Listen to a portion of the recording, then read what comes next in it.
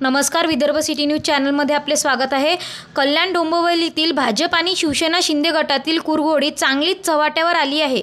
एकामेकांचे कार्यकर्ते पदाधिकारी खेचून घेण्याची स्पर्धा सुरू आहे। भाजप प्रदेशाध्यक्ष रवींद्र चव्हाण यांच्या उपस्थितीत शिवसेना शिंदे गटाचे पदाधिकारी विजय जोशी आणि शिवसेना ठाकरे गटाच्या माजी नगरसेविका शीतल मंडारी यांनी भाजपमध्ये जाहीर प्रवेश केला।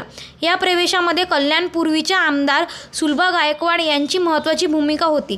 यावेळी केडीएमसी निवडणुकांचे भाजपचे प्रभारी नरेंद्र सूर्यवंशी यांनी स्पष्ट सांगितले, कार्यकर्त्यांची भावना एकच, केडीएमसीत महापौर भाजपचाच बसला पाहिजे। तर भाजप जिल्हाध्यक्ष नंदू परब यांनी खासदार श्रीकांत शिंदे यांच्या पब्लिक सब जानती है महापौर कोणाचा बसणार या वक्तव्याला उत्तर देत मोठा पलटवार केला आहे। ते म्हणाले, युती होणार की नाही ते पब्लिकला माहीत आहे, पण महापौर मात्र भाजपचाच बसणार। या दोन्ही पक्षाच्या निवेदनामुळे कल्याण डोंबिवलीच्या राजकारणात पुन्हा एकदा तापमान वाढले आहे।